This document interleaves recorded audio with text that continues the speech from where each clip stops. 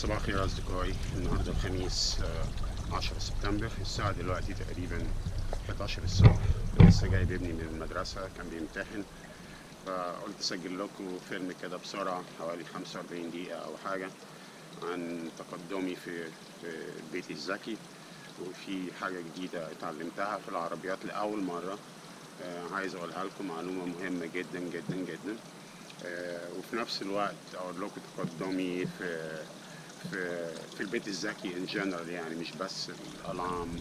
يعني هخصص النهارده للالارم بس جهاز الانذار، لان جهاز الانذار انا اللي ببنيه بنفسي. مش رحت كان ممكن اروح اشتري واحد مثلا ب 2000 $3000، فانا قلت ايه، لحد دلوقتي مكلفني $80 ومش محتاج اكتر من كده. تخيلوا، يعني انا لحد دلوقتي مش محتاج اكتر من كده، وكان وقف عليا بس ب $80.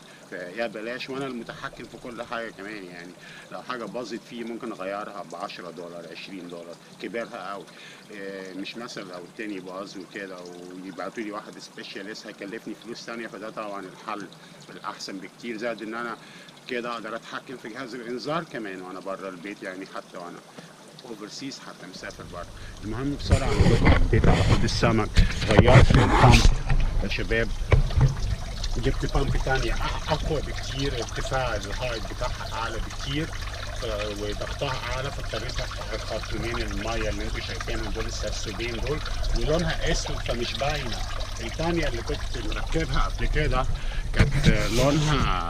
كان لونها اخضر على سيلفر، فكان باينه من تحت المايه، وكانت عاليه قوي. دي حتى صغيره وكومباكت، فانبسطت بيها جدا جدا جدا، ووقفت عليها بنفس السعر. يعني التانية حاولت اصلحها اوريها لكم، حتى قدرت اشغلها شويه، لكن بدات تشتغل وتقف، تشتغل وتقف، تشتغل وتقف. اهي زي ما انتم شايفين ضخمه جدا، فيها اخضر وسيلفر، فدمها تقيل. فانا هرميها خلاص، لكن هاخد السلك بتاعها طويل جدا، هيفيدني طبعا السلك، فهقطع السلك واخده. فهطلع الاول، هاخد ميزان كده سيبته هنا، هطلع بره اكلمكم في الشمس. الجو جميل، لسه ساقع سنه زي ما انتم شايفين، هي الشمس طالعه حلوه. بس يعني داخلين خلاص على الربيع، وانا منتظر متطلع بصراحة يعني بكل أمل للربيع والصيف. أحسن أوقات عندي في السنة كلها الصيف. يعني أنا 40 درجة ولا تفرق معايا بالمرة.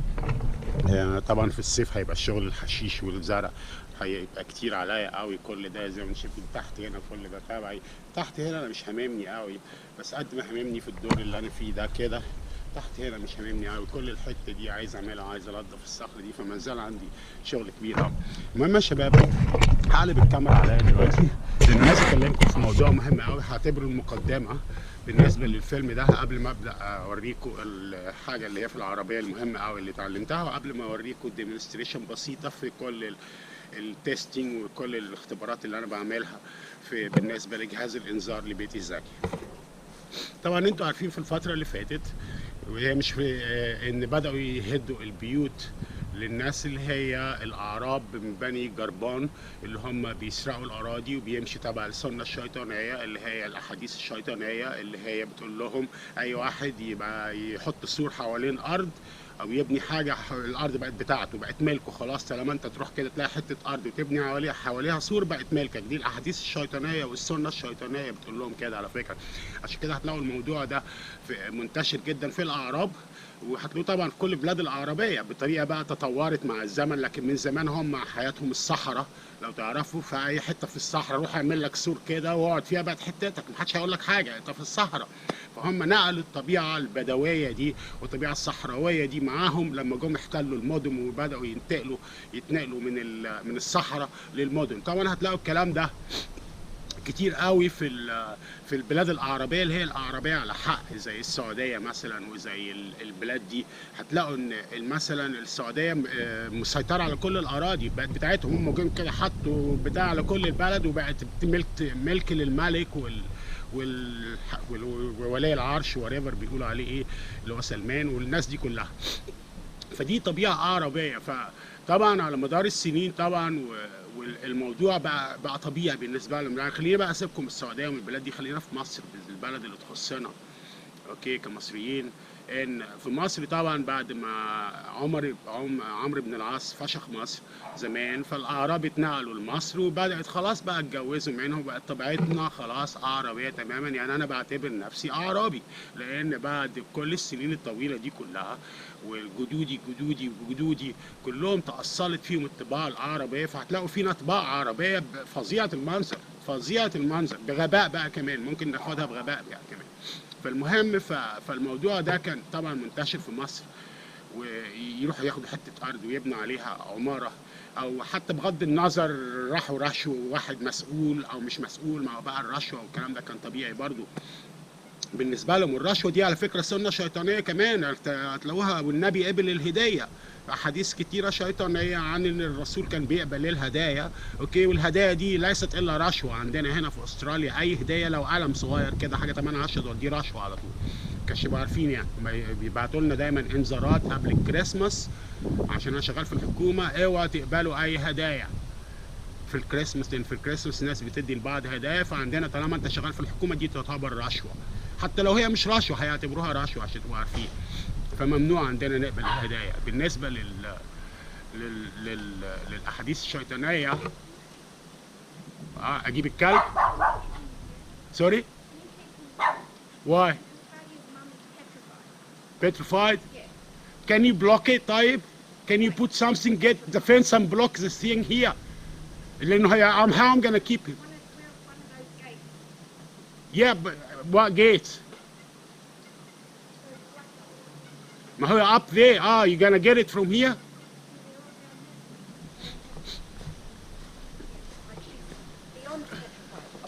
Beyond petrified. واحدة صاحبة مراتي جت ومعاها امها لبنانية هي، ومرعوبة من الكلب بتاعي، فمراتي بتقول لي احبسه هنا. فاحبسه ازاي؟ عايز اجيب الجيت دي واحطها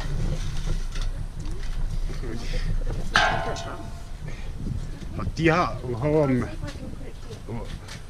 هنا في الاول هنا، وانا هقفل الباب ده لازم ما يخرجش. لما اتصل بيكي تعملي تريجر بليز دو ات على طول، هي وان اوف. يا بيبا كام؟ وان اوف. يا اتس ات. سدد كويس. مش هتقع.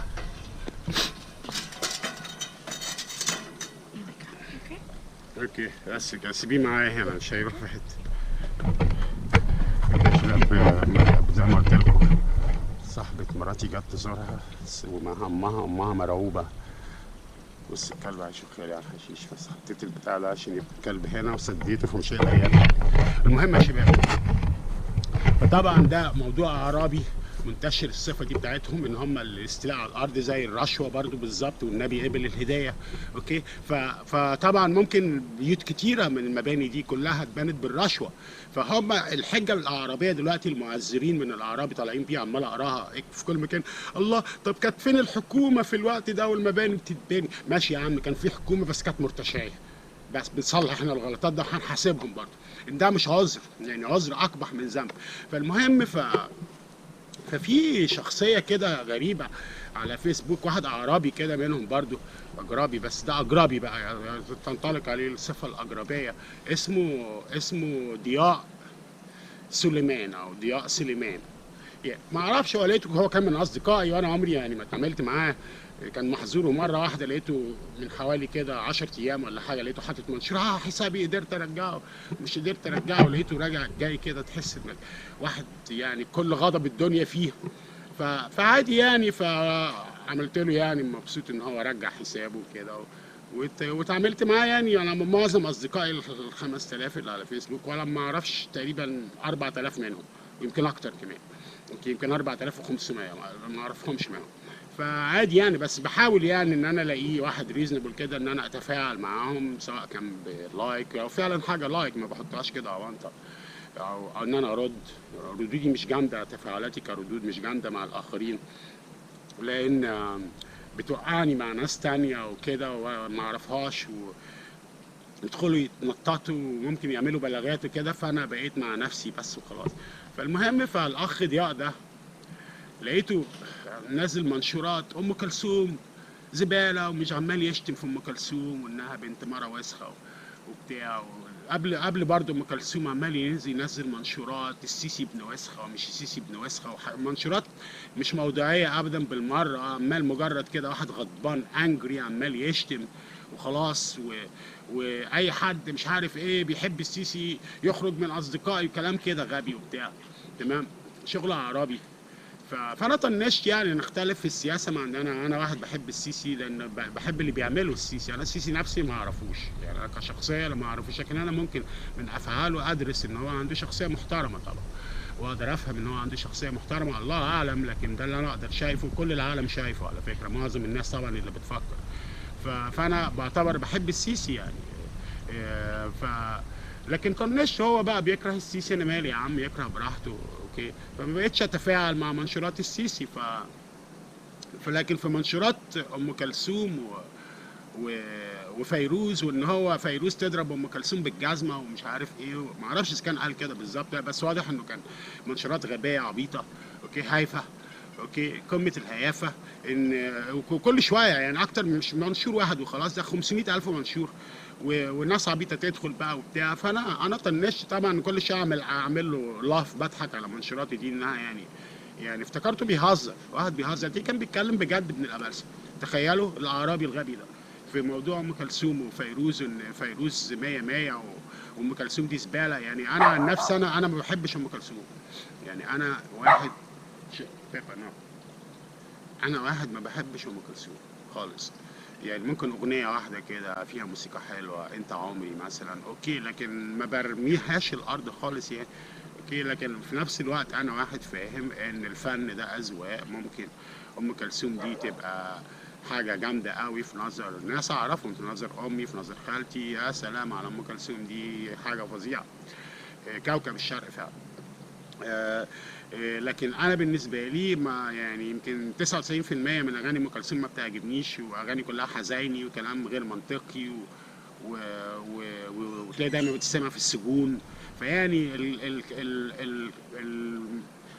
الجو العام لاغاني ام كلثوم بالنسبه لي كآبه كده، تعرف ما بطيقهاش يعني. لكن في نفس الوقت عارف مقدر ان في ناس بيحبوها وكده، فما اقدرش اروح اقول للناس اللي بيحبوها دي زباله وبنت اهبه. مسألة فن يعني، هتقبل ان هم كده. انا عن نفسي بسمع نوع موسيقى معين اسمه ترانس، بالنسبة لناس كتيرة زبالة وحاجة وحشة أوي أوي يعني، لكن بالنسبة لي أنا حاجة فظيعة وجميلة جدا، وهي دي قمة الفن.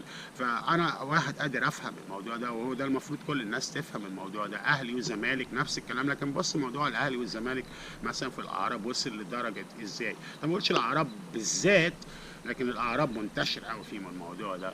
لكن في بلاد بره ممكن برضه تلاقي كل حين ومين كده ما بين فريقين كوره بتاع، العمليه تعدت الحدود اللي هي المفروض تفضل فيها. فيعني الخلاصه ان هو الاعراب في دول حاجه فظيعه جدا، والمثل ام كلثوم ده وفيروز كان مثل واضح. فانا يعني دخلت يعني لقيته حاطط منشور، واي واحد ابن وسخه بيحب ام كلثوم يخرج من صفحتي، وحاطط كلام غضب كده فظيع. فانا دخلت وقلت له بقول لك ايه يا صديقي، يعني كلمته باحترام، هذا هو اسمه ضياء سليمان ده. قلت له يا عم ام كلثوم، مساله إن لما تيجي في الذوق والفن لازم الناس تختلف هنا. قلت له كده، ومش ما ينفعش يعني ان كل الناس تبقى تحب ام كلثوم او كل الناس تحب فيروز بس او كده. فقلت له يعني انا مثلا بسمع موسيقى زباله بنظر ناس كتير قوي، لكن انا بالنسبه لي خليه. واديته المنطق ده وتحياتي والسلام عليكم السلام عليكم، رغم ان انا عارف انه بيشتم في السيسي والكلام ده، بس انا تقبلت الاختلاف السياسي طالما موضوعي وفي حدوده. انما في نظام بقى اشاعات او كذب واخوانجيه والكلام طريقه الاخوان ده، لا طبعا مش هقبل الكلام ده خالص بالمره، ولا انا اعتبره اختلاف سياسي اوكي. ده اختلاف جوهري في الوطنيه للبلد اوكي، ده هعتبره انا كده. المهم فاللي حصل وطنشت يعني. فلقيته في يوم كده بعديها من يومين كده بالظبط، لقيته حاطط منشور، اللي بيحب السيسي من اصدقائي يعمل لاف على المنشور ده عشان انا بعمل بحث علمي. طبعا واضح انه بيهرج، وانا عرفت على طول اوكي انه واحد ده بيهرج وبيستهبل. ايه طبعا واضح ان هو عشان قال يعمل بلوك لكل واحد هيعمل لاف بقى ويشيلهم من اصدقائه اللي بيحب السيسي، وخصوصا في موضوع البيوت اللي هي شكله اللي مخليه غضبان قوي، البيوت اللي عمالين يهدوا فيها دي، البيوت الغير مرخصه اصلا اللي هي سارقين فيها الارض. اوكي فالمهم يا شباب، ف... ف... فانا طبعا طنشت المنشور ده، كان بقاله كام يوم عمال يظهر لي كل شويه، وانا ايه عشان انا تفاعلت معاه فبيظهر لي كل شويه. فالمهم فانا طنشت، انا قلت اسيبه بقى بيهبل وكده، قلت ده بيهرج ممكن. فكرت ان انا ادخل احط لاف القلب اللي هو قال عليه واقول له انا حطيت اللاف وبلوك يو، وبطريقه كده يعني فيها احتكار شويه وخلاص. انا قلت ليه اعمل كده، خليه يعمل براحته وخلاص. من منشور عمال يظهر لي كل شويه، يظهر لي كل شويه. فرجيت امبارح رحت قلت فاك مان، طب انا هعمل لاف بقى اشوف هيعمل ايه. اوكي فعملت لاف اوكي للمنشور ده، لقيته بعديها على طول بكام دقيقه كده ايه اتعمل لي بلوك. الصم ده انا مبسوط انه عمل لي بلوك، بس عرفت ان هو انسان عربي خبيث واطي. اوكي حاجه كده زباله واطيه. فالمهم وبيكره بلده وبيروج اشاعات لبلده، ما بيتكلمش كلام موضوعي مفيد للناس ولا بيحاول يفيد البشر. ايه ام كلثوم وفيروز وايه فاكر الاوانت، ايه يا عربي يا اولاد الوسخه انتوا احا يعني، ده حاجه تسد النفس يا اخي. المهم واهلي وزمالك وخرا وحاجه تضيع يعني وقت يعني فظيع. بتتكلموا يا جدعان في كلام مفيد يا جدعان، اتكلموا في اي حاجه مفيده لدين ام البشريه لنفسكم حتى. اوكي المهم ف ف فاللي حصل الاخت العزيزه في سيده راقيه كده من اصدقائي اسمها سوسن، اعتقد سوسن كامل. سيده راقيه يعني محترمه، وواضح انها وطنيه وبتحب مصر وكده وبتدافع عن مصر، ومقدره اللي بيعمله السيسي وكل الشغل اللي بيعملوا مع دين ام الاعراب واعذارهم الخايبه. زي ما سمعت واحد شكله مقاول انفار امبارح نشرت لكم الفيلم اعرابي اعرابي. هاي هاو يو sorry I'm just recording a video. Rabara, I'll come and see you soon. Okay. Hi Fadia. Alaikum salam, how are you? I'll come and see you soon. Okay. دول صحاب مراتي جم بقى وكده. فالمهم يا شباب، فطبعا مش هيقدر يطلع له هيتجنن. فالاخت سوسن ست راقيه يعني، وانا بحترمها جدا وبعتبرها اختي يعني. تمام. وفي دايما بنتفاعل مع بعض، سواء انا مع منشوراتها او هي مع منشوراتي وكده.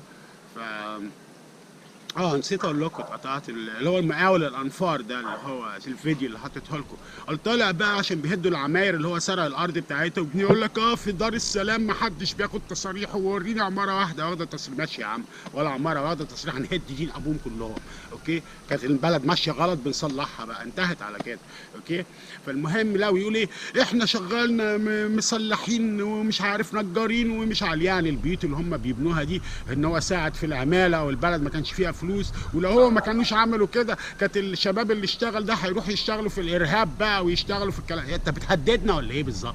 يروحوا يشتغلوا في الارهاب، هيتقبض على دين ابوهم ويتحبسوا ويتعدموا لو قتلوا ناس، لو هم عايزين يعملوا كده.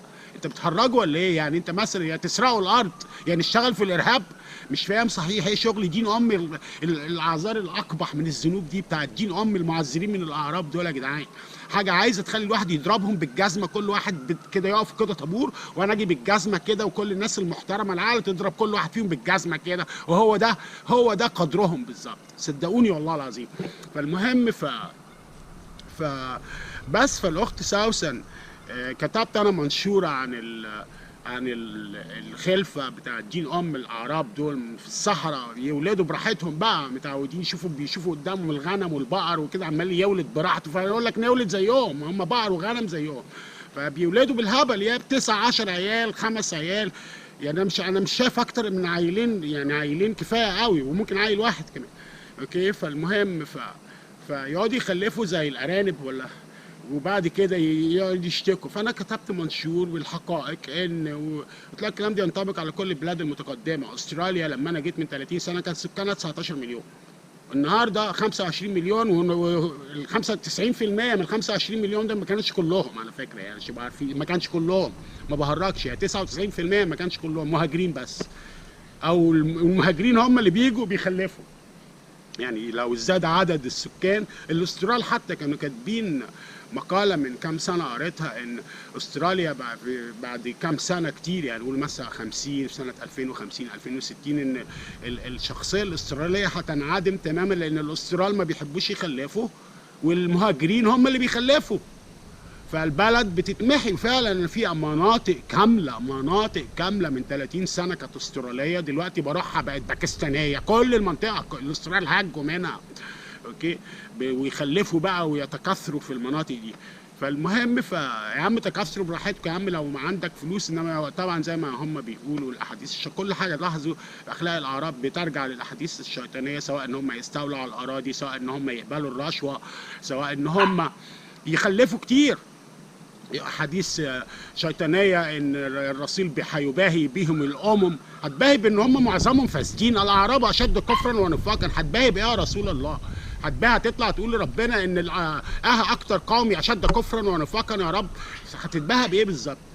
طول ما العدد بيكتر كل ما الاشد كفرا ونفاقا بيكتروا عددهم كمان، اوكي، طول ما عدد الاعراب بيكتر، صحيح يعني. والحديث الثاني اللي هو ايه تاني، اللي هو كل عيل بيتولد برزقه، الحديث ده ممكن بنينه شويه على القران في الايه اللي بتقول ولا تقتلوا اولادكم خشيه املاق نحن نرزقكم واياكم، في مرتين اتقالت بطريقتين مختلفتين. بيبا نو. فالمهم يا شباب، ف ايه تاني، نسيت كنت هقول ايه، بسبب عمال يهوى اصلا عايز يطلع عشان كده قاعد متضايق طبعا من الحبس. فالمهم فايه اللي حصل، زي ما بقول لكم الحديث الثاني اللي هو بيتولد برزقه ده مبني على القرآن. هو مش مبني على القرآن، هو ان انت تخلف، هم حرفوا آية القرآن شوية عشان يعملوها تناسب موضوع ان هو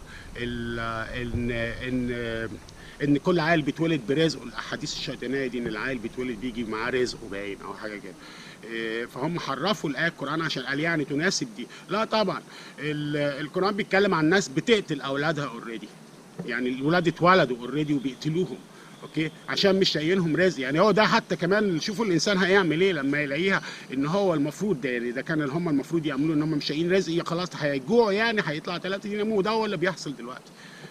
ولدوهم يا عم من غير رزق ليهم، واعتمدوا عن الآية اللي هم فاهمينها غلط، نحن نرزقكم وإياكم. يرزقكم لو ربنا يرزق الناس اللي بتعمل أعمال صالحة، مش الأعمال الناس كلها المرتشية اللي بيسرقوا الأراضي دي اللي أعمالها معظمها فاسدة، المنافقة اللي معظم كلامها نفاق وأونطة وكلام زي في نهر النيل، يقعدوا يغنوا له ويعملوا له مواويل وأشعار وبتاع، وتلاقي يروحوا يردموا فيه ويرموا الوساخة فيه، وحاجة قمة الوساخة. زمان كنت تشوف الحمير والبقر بتاع الميت بيرموه في نهر النيل. المهم يا شباب، فطبعا انا كتبت منشور عن عدد السكان في استراليا، كان لما انا جيت 19 بعد 30 سنه بقى 25 مليون ومعظمهم مهاجرين، بينما في مصر لما انا سافرت في ال 90 سنه، انا سافرت امريكا 89 يعني لما سبت، وبعد كده قعدت في امريكا، وبعد كده رجعت مصر ورجعت استراليا على طول في 91، فانا اعتبر سبت مصر 89.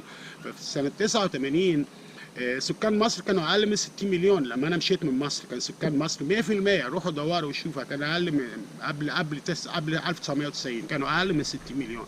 دلوقتي بقوا تقريبا 105 مليون، يعني زادوا اكتر من 45 مليون في 30 سنه، قولوا 40 مليون بس، يعني زادوا اكتر من سكان، تقريبا ضعف سكان استراليا، بس الزياده بتاعتهم تعتبر ضعف كل سكان استراليا. من سكان استراليا 25 يعني الضعف 50، هم زادوا 45، يعني تقريبا ضعف سكان استراليا كلها، دي زياده بس في كام سنه، في 30 سنه. طب ما زي ما الناس بتقول فعلا عايزين لهم مدارس وعايزين لهم مستشفيات وعايزين لهم وظائف وعايزين كل الحاجات دي، هنجيبها منين بقى؟ الحكومه عماله تولد عندها الكلام ده في بلد لسه معظم حكامها قبل السيسي كانوا حراميه ونصابين وولاد وسخه وما عندهمش اي تفكير ولا اي حاجه.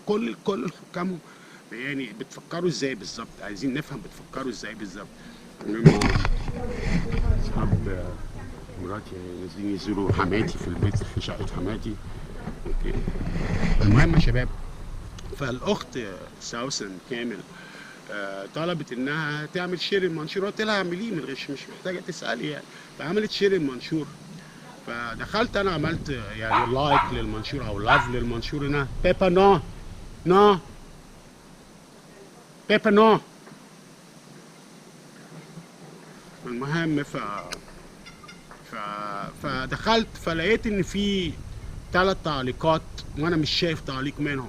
لو انا ما يهمنيش، قلت ده اكيد واحد عامل لي بلوك، فانا ما يهمنيش يعني واحد لو في منشورات اصدقائي، لكن عشان المنشور يمسني انا، لان هي كتبت تحت منقول من الاخ احمد بهجت، فانا عشان يمسني يعني المنشور تقريبا هي مجرد نقلة كلام، فانا قلت ادخل بحساب تاني اشوف مين اللي هو عامل بلوك ده، مش عشان عامل بلوك، عايز اشوف هو بيقول ايه. فدخلت النهارده لقيت الواد الزباله ضياء سليمان، اللي هو اللي بيستخبى للاخرين في غيط الذره، اللي عامل ذكي وكل منشوراته بتاعته. فقلت ايش ده فرصه، رحت مسح بكرامه الارض، ورحت ناصح الاخت ساوسن انها تسبل دين امه، لان ده انسان زباله لا يمكن الثقه فيه، هايف. قلت لها انت مش هتستفيدي منه بحاجه. بس فدي القصه اللي انا حبيت اقولها لكم عشان تعرفوا ان الشخصيه ده شخصيه زباله، اوكي، ولا يستحق ان اي حد مصري مخلص لبلده وبيحب بلده ان هو يصادقه. خلوا بالكم يعني. واصلا حتى لو في اي حاجه تانية هتلاقوه عمال يكتب منشورات هايفه، فيروز وام كلثوم، واللي بالنسبه له ما بيحبش اللي بالنسبه له يعني بيقول على ام كلثوم دي ست عظيمه في الغناء وكده، بيفشخ ويمسح بكرامه الارض. انسان واطي وحقير، ولا اعتقد ان اي حد فيكم يتشرف ان ده يصادقه. لو فعلا واحد بيسمع كلامي، انا عمري ما هتبلع على حد ولا هحاول ان انا اسوء سمعه حد، الا لو يستحق طبعا ان هو كده، ان هو انسان زباله. وانا سمعته اللي شفتها هو ده اللي شفته على فيسبوك. السوشيال ميديا بتدينا الفرصه ان احنا نقدر نشوف الناس المريضه اللي زي دي على فكره يا شباب. المهم كفايه كده. اوكي كفايه كده. بص هتجنن، عمال يبص وبتاع، اللي عمالين ينزلوا ويروحوا لحماتي في البيت هنا، اوكي. فقبل ما ادخل اوريكم بقى العربيه، الجزء الثاني والثالث، العربيه وجهاز الالارم، اوكي، هكلمكم في حاجه، نقطه مهمه جدا جدا جدا بالنسبه للناس اللي اشترت طيب من اللي هم الحراميه. القانون لا يحمي المغفلين، واحنا عارفين ان معظم الاعراب مغفلين، اوكي. القانون لا يحمي المغفلين. يعني انا بيتي اللي انا شاريه، بيتي كل اللي انا شاريه، الارض بتاعتي والبيت كله بتاعي والكلام ده، دلوقتي انا طلع دين امي انا ومراتي 30 سنه شغل عشان اوصل للمستوى ده، وما زلت لسه بدفع ثمنه. مش كده رحت لقيت حته ارض رحت عامله عليها صير وفاكن بنيت وخلاص. ده يطلع دين امي 1,100,000 لو بنيت هنا كده، لو خدت ده لو بنيت من غير تصريح، ده غير ان انا كمان استوليت على الارض دي غرامه ثانيه بتاع 1,000,000 وشويه كمان، يعني هتدبس 2,500,000 لو جيت عملت كده. فايه الحل الوحيد دلوقتي؟ ان انا اشتغل بعرقي وجبيني وادور على حته الارض قبل ما ادخل البيت ده. انت تتوقع ده بيت 100 وخدته؟ لا طبعا، القانون لا يحمي المغفلين.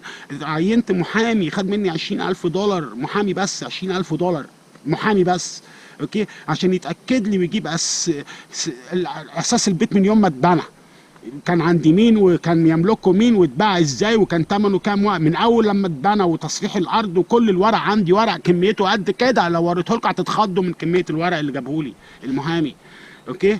ليه عملت كده؟ عشان القانون هنا في استراليا لا يحمي المغفلين، اوكي. لو كنت انا دفعت تحويشه عمري انا ومراتي في البيت ده وبعد كده اتفشخت، طلع نصاب ولا حاجه، انا كمان اتفشخت، القانون لا يحمي المغفلين.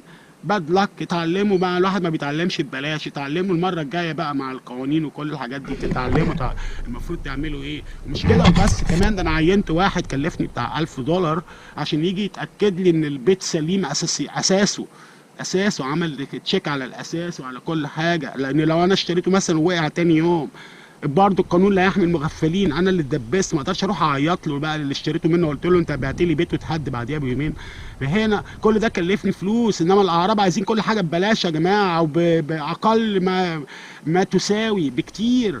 دي شغله الاعراب وطريقتهم، اوكي. هي كده الحياه في البلد كده، ان انت تشتغل وتشتري الارض بنفسك وتتاكد ان كل حاجه تمام وتبنيها وتكلفك فلوس. بعد كده عملت اي حاجه طرق ملتويه او رشيت ناس او عملت اكد ان في يوم من الايام ممكن تتقلب عليك، وبسبب كده تروح منك كل اللي انت عملته ده. وانا سعيد جدا ان كل اللي بنوا والخرسانات وكل الكلام ده فلوس اتدفعت راحت عليهم كلهم، المفروض يدفعوا كمان ثمن ان هم يشيلوا كل الزبالات بتاعتهم اللي بوظوا بيها البلد.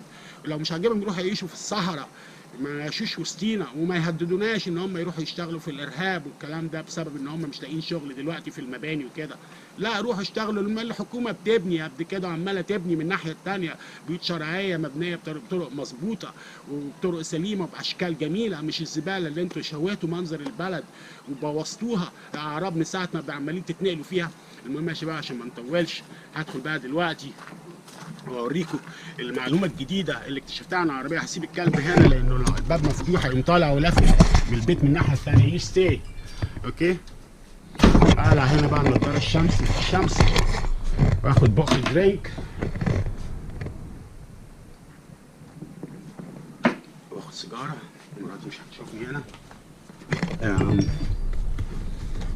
وبعد كده نبدا في العربيه. بس قبل العربيه عايز اوريكم الحاجات. ده الجهاز اهو اللي هو التلسكوب يا شباب، 100 وجبت كل السنسز دول اللي هم بيشتغلوا. دول اللي انا بجهاز الانذار ركبت واحد بس فوق البيت، لسه دول بعمل لهم تجارب. بس اللي انا ده ناوي يركب على اللوندري اللي هو المغسل اللي بغسل فيه، عشان ليه باب ممكن الناس تدخل منه، فده ده هيراقب الباب ده. بس لسه ما ركبتوش. بس بص لما بحرك ايدي اهو وبحركه هو تلاحظوا بينور نور اخضر انه لقط. لحظه دلوقتي مش منور. لما احركه طبعا المفروض عشان يبقى في مكانه المظبوط او منور اهو شايفين. اوكي. وده كله شيت كله والس، لحقته كان يقع على الارض يتكسر. اوكي. دي حاجه تانية بدات اعملها يا شباب، اللي هي بتبقى عشان ال LED بوصله واجي الف كورنر حوالين الحيطه، ما ينفعش تلف. ودي ازاي هتعملها كورنر ال LED؟ فجبت ده تفتحها كده وتقوم قاطع ال LED في المكان اللي انت عايزه وتحط السلك هنا وتقوم قافله، ودي تقفل عليه تمسكه. فانت كده تقدر تعمل الكورنر وال LED يمشي على الكورنر. هوريكم ده شغال عليه في البتاع اللي فوق. فلسه يعني 100. اوكي. المهم يا شباب نيجي بقى دلوقتي للعربيه. فاكرين ان انتوا من 6 اسابيع بالظبط عربيه فله زي ما انتم شايفين 200,000 عدت ال 200,000 خلاص. 201,000. بس بصوا منظرها يا شباب. انا نفسي فخور ان انا مخليها كده وهي عامله عند عمرها داخله في السنه ال 15. اوكي. وكل حاجه فيها فابريكا تقريبا يعني غير اللي انا غيرته طبعا. فاهمين؟ المهم من 6 اسابيع لو تفتكروا كان عندي مشكله في الفتيس وكان بيخر زيت من فوق. قلت لكم الاويل سيل، انا لسه سايب الاويل سيل حتى ده اللي انا غيرته. بص صغير جدا، ثمنه $14 بس عشان اوصل له فيلم كبير. اوكي. عشان اوصل له فيلم كبير.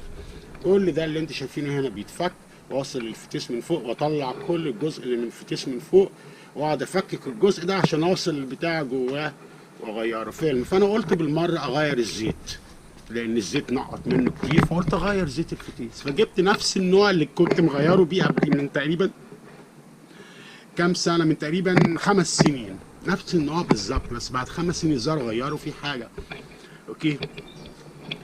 في طول الفتره دي من ساعه ما غيرته لقيت بدا صوت يجيلي في العربيه. طبعا انا ما خدتش بالي عشان الصوت جه تقريبا جرادولي واحده. انا ما خدتش بالي انه سببه ايه يعني. فبدا جه لحد ما بقى مزعج جدا. كل ما اجي احود يمين او شمال اسمع وو. اول لما العجل يبقى ستريت مش متحود ما اسمعش الصوت. قلت يا نهار اسود، دي حاجه شكلها في الفتيس دي ولا ايه؟ يعني انا على طول عرفت انها في الفتيس، بس ما خدتش في بالي خالص موضوع الزيت اللي انا غيرته من 6 اسابيع خالص، لان الصوت جه واحده زي ما بقول لكم. فالمهم قعدت اعمل ابحاثي، قلت ايه ده ممكن ليه علاقه بالباور ستيرنج. قلت عشان انا ما غيرتش، انا اكتشفت ان انا ما غيرتش زيت الباور ستيرنج في ال 200,000 كيلو فابريكا من ساعه ما العربيه فابريكا. فقلت يمكن هو ده الزيت. فكنت شاكك لان قلت لو الزيت بتاع الباور ستيرنج، لان قلت بيجي من انت بتاخد الدركسيون بس صوت كده غريب. فقلت يبقى لازم يجوا حتى والعربيه واقفه، ما بيجيش الا وانت بتاخد دركسيون والعربيه ماشيه. لازم العربيه تكون ماشيه. لو انا واقف وباخد الدركسيون من اليمين للشمال للاخر الصوت عمري ما بسمعه. فانا شكيت ان هي تبقى ده. بس قلت المفروض ان انا اغير الزيت كل 100,000 كيلو وانا ما غيرتوش 200,000 كيلو. فقلت اغيره بالمره وتماما انهي الموضوع ده. فرحت رايح جايب الباور ستيرنج اويل، اشتريت 3 من دول نوع كويس جدا فول سينثاريك، ورحت منزل الباور ستيرنج اويل وفكيت التانك ده ونضفته وكده وغيرت كل الزيت وركبت وحطيت الزيت الجديد وركبت وبدور. ما فيش الصوت زي ما هو بالظبط لما اتحرك بالعربيه يمين وشمال. قلت يا نهار اسود تكون الباور ستيرنج بامب باظت عشان الزيت ما غيرتوش 200,000 كيلو دي الباور ستيرنج بامب. فقلت اجيب الكاميرا واحطها هنا بتسجل الصوت وامشي بالعربيه وانا بسمع الصوت واقوم واخد الكاميرا. قلت لو الصوت جاي من هنا اذا كنت بسمعه جوه والكبوت مقفول وانا سايق، فما بالك الكاميرا دي الجو برو لو حطيتها هنا ربطتها في الخراطيم دي جنبيه بقى جنب الباور ستيرنج بامب. حطيت الكاميرا وطلعت عملت العربيه والصوت جه، وبعد كده رحت رايح جاي واخد الكاميرا وبسمع ولا الهوا ولا سمعت الصوت خالص في المنطقه دي. فقلت يبقى 100% مش الباور ستيرنج خالص. طبعا انا ما اعتبرش خسرت الزيت اللي انا غيرته وكلفني حوالي $60، بس لان انا كان المفروض اغيره كل 100,000 انا ما غيرتوش خالص وقلت بالمره غيرته، فانا اعتبر مستفيد. قعدت بعد كده اعمل ابحاثي، قلت ده اكيد الجير بوكس الفتيس. ده بقى فيلم يا شباب، الفتيس ثمنه عشان اجيبه ده لو لقيته على الاقل $6000، ده اقل واجب. اوكي، فقلت يا نهار اسود الفتيس باظ عندي ازاي وانا واخد بالي من العربيه وكده وما ببهدلش العربيه خالص، ازاي الفتيس يبوظ؟ فقعدت في حاجه جوه الفتيس اسمها LSD Limited Slip Differential. اوكي، ده فايدته انا شرحت لكم قبل كده ان الديفرنشال في البي ام دبليو الاكس 3 قلت لكم لما اللي هو بيتكسر ده شرحت لكم بيشتغل ازاي. قلت لكم ان فايدته لما العربيه تحود عجله بتمشي اكتر من عجله فهو بيرجع العجله اللي بتمشي اقل شويه وبيزود سرعه العجله اللي بتمشي اكتر. شرحت لكم الكلام ده في افلامي من فيلم من كان سنتين ثلاثه. المهم، لكن ده ليه مشكله كبيره قوي بالطريقه دي، ان لو عجله نزلت في ميه او زيت على زيت فممكن تلف بكل سهوله، العجله الثانيه هتبقى واقفه على الارض مش هتلف خالص. معنى كده فكأن الجهاز اللي هو الديفريش ده هيفهم ان العجله دي عماله تحود ودي واقفه، فهيش كل الباور هتقوم رايحه للعجله دي. وطبعا عشان عجله واحده عماله على الزيت تلف ودي واقفه ما بقتش تلف خلاص بسبب الديفرنش ده، العربيه مش هتتحرك خالص. فبقى فيلم كبير. الكلام ده هتلاقوه في العربيات لحد السبعينات والثمانينات وكده. فجم بقى بكذا طريقه ان هم يركبوا حاجه في الديفرنشال ده، انها لما تحس ان عجله بدات تلف اكتر من عجله تقوم عامله لوك ما بين العجلتين، بحيث ان الباور بدل ما تروح للعجله اللي هي بتلف على الفاضي وما بتروحش للثانيه تقوم رايحه للثانيه، وتقدر انت تطلع العربيه بالطريقه دي. اوكي، فده اسمه ليميتد سليب ديفرنشال. اوكي، ده ثمنه في عربيتي لو انا عايز اجيب واحد احلى من اللي راكب عندي كمان حوالي $1800 استرالي. هنا يجي لي لحد هنا من امريكا طبعا هيجي. فانا قلت يا نهار اسود ده اللي باظ عندي ده جوه فيه زي دبرياش كده، زي عربيات زي الدبرياش بتاع العربيه، بس ده الدبرياش زي دبرياش الموتوسيكل. اوكي، فدبرياش جوه الزيت، يعني الدبرياش متغطس في الزيت والدبرياش بيلف على الحديد بالزيت ده، فهمتوا؟ فانا قلت يا نهار اسود لو هغيره ده عشان اجيبه $1800. فالمهم جات لي الفكره لا يكون نوع الزيت اللي انا حطيته. الفكره جات لي كده فجاه، فقلت ده ممكن، لان هي دي صدفه ان انا غيرت الزيت والصوت بدا يجي لي واحده واحده. بعد كده عملت لينك بقى للموضوع ده، بدات افهم بقى واعمل هيستوري. فقلت طب انا اعمل ابحاث في موضوع الزيت. عملت ابحاث في موضوع الزيت، بدات اتاكد تماما ان هو نوع الزيت اللي حطيته، رغم ان نوع الزيت اللي حطيته مازدا بتقوله هو GL5 او GL4. في نوعين من زيت الفتيس، GL4 وفي GL5. فانا لما رحت اشتريت جبت GL5، قلت يبقى هو ده. فعملت ابحاث تانية، قلت يبقى المره دي هجيب GL4. فعملت برضو ابحاث اكتر واكتر لمده 48 ساعه، ان انا لقيت ان احسن نوع ممكن اجيبه مش موجود في استراليا من امريكا، وهيكلفني عبال ما يجي هنا استراليا، غير ان انا مستني هيكلف $240. قلت يا نهار اسود غالي جدا. بقول لكم الزيت انا بجيبه ب $70-80، يبقى $240. اوكي، فقلت لا لازم اجيب من شركه استراليه، فعملت ابحاث تانية، قدرت اوصل لكذا نوع من شركه استراليه ورتبتهم بالترتيب، ده اللي هجربه الاول وبعد كده ده وبعد كده ده. اول واحد اللي جبته يا شباب وجربته اوكي اهو نيولون، وجاي كمان في علبه بقدر اضغطه انك تحطه في الفتيس، سهل قوي، الخرطوم بيركب فيديو بيدخل في الفتيس ودي بتضغطها بايدك فالزيت بينزل فيها. لاحظوا هنا بتقول جي ال 4، شايفين اي بي اي جي ال 4. واللي موصوف لعربيتي المفروض 75 دبليو 90، انا جبت 75 دبليو 85. ركبت بقى الزيت تاني، رحت منزل الزيت تاني يا شباب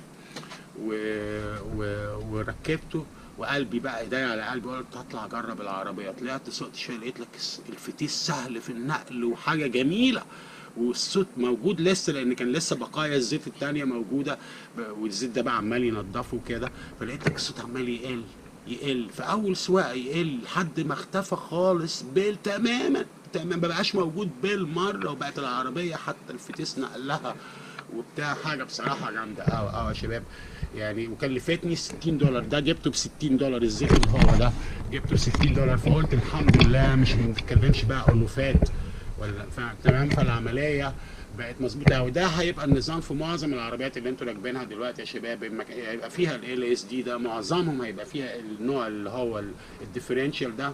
فخلوا بالكم الصوت بيجي بس لما تحود يمين وشمال على سرعه بطيئه، مش على سرعه عاليه. يعني انت لسه طالع بالعربيه من في اشاره وبتحود في شارع مثلا تسمع صوت لحد ما العجل يبقى مستقيم مره ثانيه. فلو عندكم الصوت ده اوعى يضحك عليكم يقولوا لكم الفتيس فيه حاجه ولا بتاع، ولا ده مجرد زيت. نوعيه الزيت بس هي اللي هتفرق. وانا قلت زي ما قلت لكم في نوعين، جي ال 4 وجي ال 5. لو انت استخدمت الجي ال 4 الصوت دايما هتلاقيه جاي مع الجي ال 5 على فكره.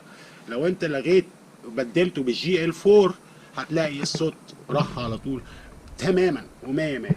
بس دي كانت معلومه انا اول مره اعرفها، لو عايزين حقيقه انا ما كنتش عارف الكلام ده قبل كده، فقلت قشطه ان انا اتعلمتها، فقلت انقل لكم الموضوع ده. السيجاره مسكتها في ايدي اتكسرت، هجيب سيجاره ثانيه.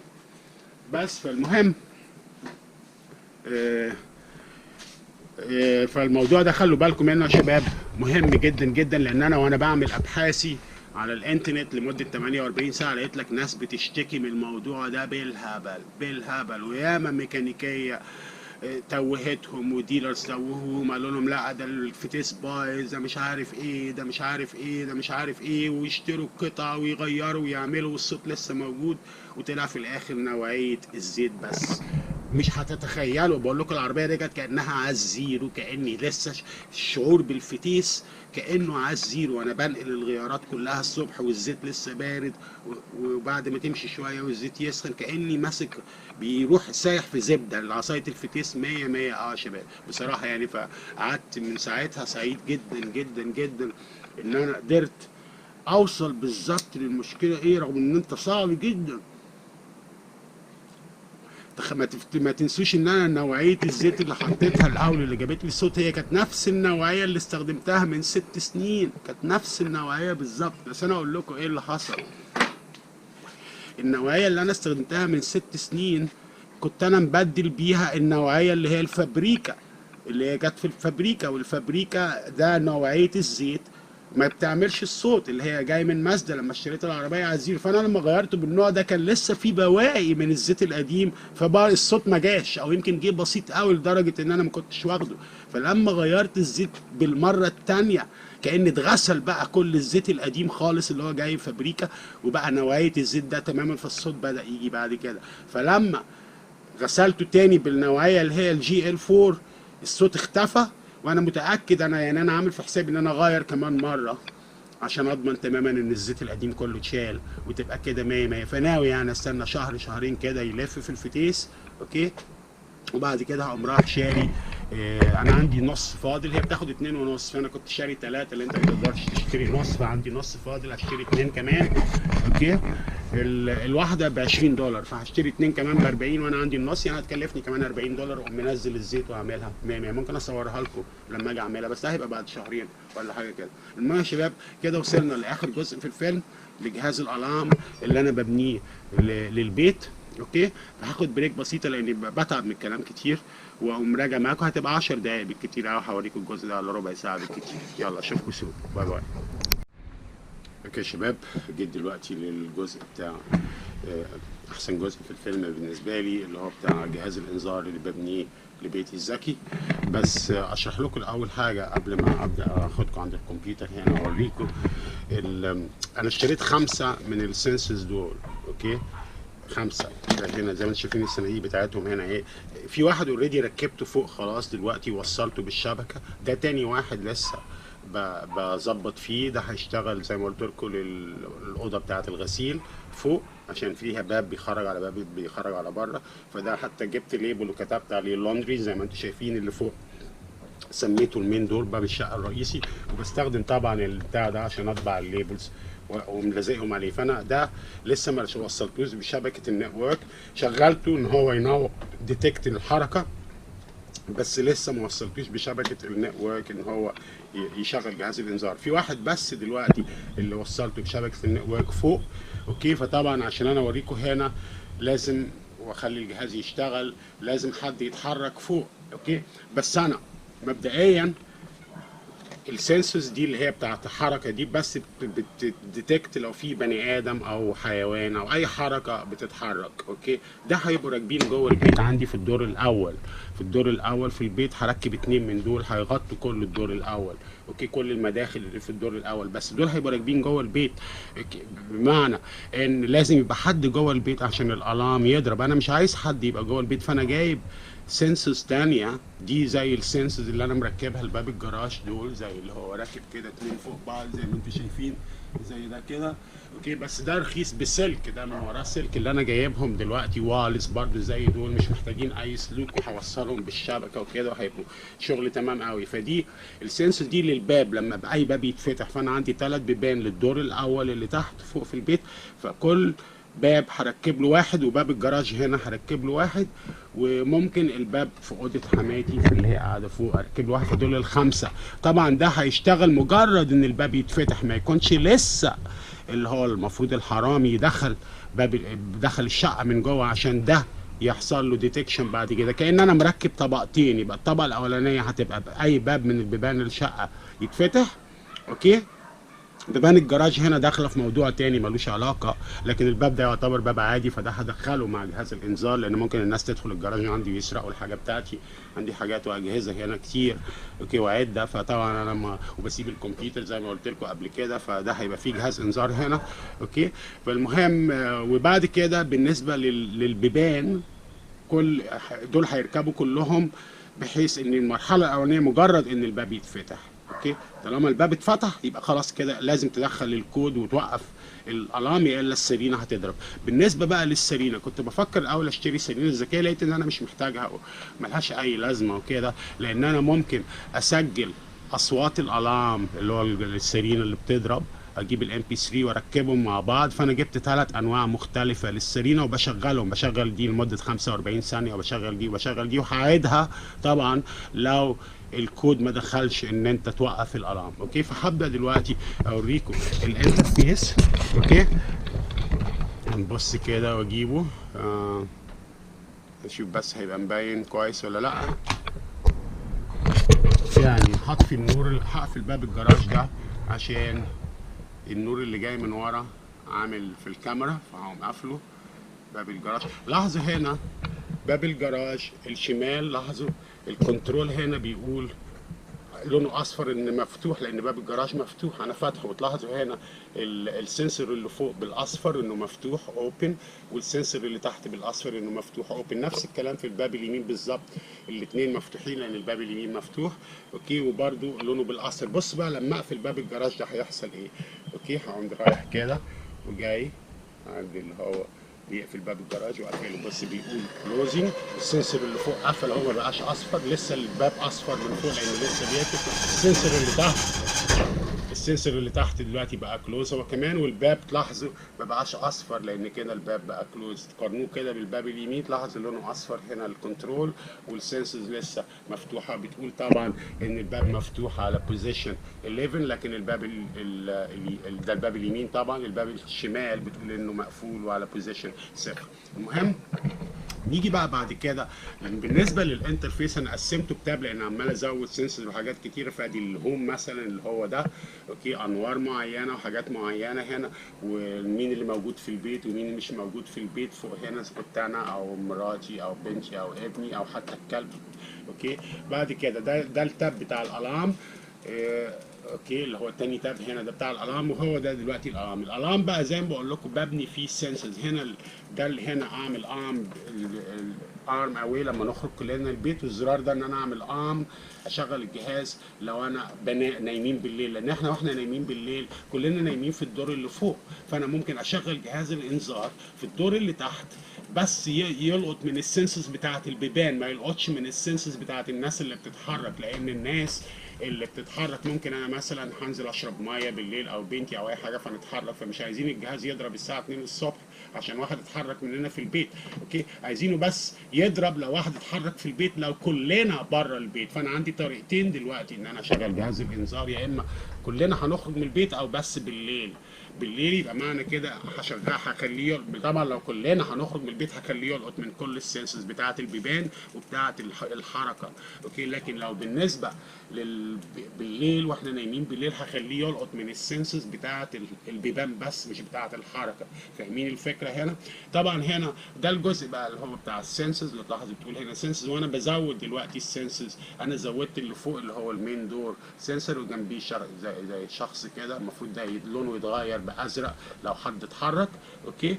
وبتقول هنا كلير يعني مفيش حد بيتحرك. بالنسبه للسنسور الثاني اللي انا وريته لكم بتاع اللوندري لسه ما وصلتوش، بس انا ركبت على الانترفيس هنا. بس طبعا لو عمل له تريجر دلوقتي وبتاع مش هيبين ان هو ديتكتد. اللي فوق لما حد يتحرك هيبين ان هو ديتكتد، اوكي، وهيبقى لونه يتغير بالازرق، اوكي، السنسور اللي فوق. فدلوقتي ده اللي انا هعمله دلوقتي. فانا هعمل ارم اواي، اوكي. عملت انا كده ارم اواي. تلاحظوا بيديني فرصه ان انا اخرج من البيت 30 ثانيه. عمال يعمل فلاش وبيقول بيندنج، وتلاحظوا هنا الحاله كانت بتقول بيندنج وبقت فلاشنج برده بالاصفر، الارم ستاتس بتقول بيندنج، اوكي. فانا 30 ثانيه عشان اخرج من البيت. وبعد كده عشان اعمل له ديسارم ظهر الكود دلوقتي ان انا لازم اعمل بالكود، ادخل الكود ان انا اعمل له ديسارم. وبعد كده هيقوم راجع تاني ان هو جرين لونه اخضر. دلوقتي هيبقى لونه احمر بعد ما يخلص ال 30 ثانيه، بقى لونه احمر وقال ارمد. لاحظ هنا ده بقى لونها احمر هنا، وقال ان هو ارمد اواي يعني كلنا بره البيت. ارمد اواي يعني كلنا بره البيت. السنسورز دلوقتي جاهزه انها تلقط، او السنسورز الثانيه اللي انا هزودها انها تلقط. طبعا اول لما تلقط زي ما انا قلت لكم سيرينا مش محتاجه، لان انا هلعب الام بي 3 عن طريق السماعات الذكيه، والبرنامج اللي انا كتبته بظبط الفوليوم بتاع السماعات انه يبقى اعلى حاجه. وبعد كده يدي الاول تيت تيت تيت اول لما يقولوا 30 ثانيه ان انت تدخل الكود، لان احنا اول لما ندخل من الباب هنبقى عايزين ندخل الكود، مش عايز يضرب السرينه على طول. لو الكود ما دخلش في خلال 30 ثانيه هتلاقوا السرينه اللي هي الام بي 3 ثلاث انواع اللي انا قلت لكم عليهم هتبدا تشتغل واحده ورا الثانيه لحد ما الكود يتحط. طبعا انا دلوقتي عشان انا قاعد هنا والحركه فوق فما فيش حد دلوقتي ديتكت، فانا هحاول اكلم ابني واقول له ان هو يعمل له ديتكشن، اوكي، ان هو يتحرك قدام السنسور. اكلم ابني فوق واشوف اذا كنت اقدر اخليه يعمل الموضوع ده. دين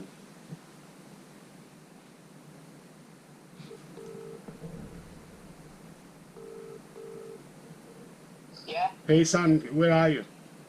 Inside. Can you please trigger the sensors and just go down the stairs and up, you know the sensors above the main door? Trigger it until the light goes green. Just move in front of it. بص اول لما يتحرك هتلاقوا ده بقى لونه اخضر بيقول ديتكتد. هي جو ثانك يو. لاحظوا الالارم اشتغل على طول دلوقتي. بدا دلوقتي ب 30 ثانيه ان انا ادخل بيقول تريجر. بص بيقول ديتكتد بالازرق اهو، شايفين؟ ديتكتد بالازرق اللي هو المين دور. بيدي 5 ثواني وبيرجع تاني وديتكتد تاني. طبعا لو اتحرك تاني اهو عمال اهو ديتكتد تاني اهو. المفروض دلوقتي ان انا ادخل الكود. انا مش هدخل الكود اوريكم السرينه هتشتغل دلوقتي. ده الصوت اللي انا سامعه عشان ادخل الكود 30 ثانيه. وبص بعد ال 30 ثانيه ايه اللي هيحصل.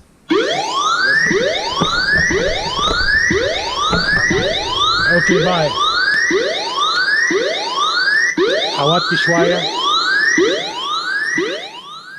وطيت الصوت شويه يا شباب عشان مزعج جدا. كده هيقعد يضرب لحد ما انا ادخل الكود، بس انا هوريكم السرينه ازاي هتتغير بعد كده. بصوا هتقعد 40 ثانيه للاسف، هزعجكم 40 ثانيه.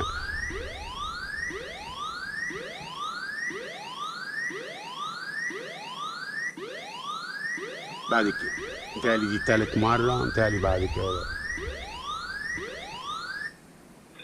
سوي دي التانية. طبعا لو عليتها عالية قوي دي، بصي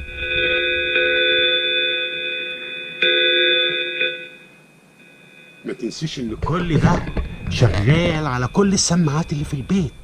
فانا عندي بتاع 5، فكل السماعات بتضرب في نفس الوقت.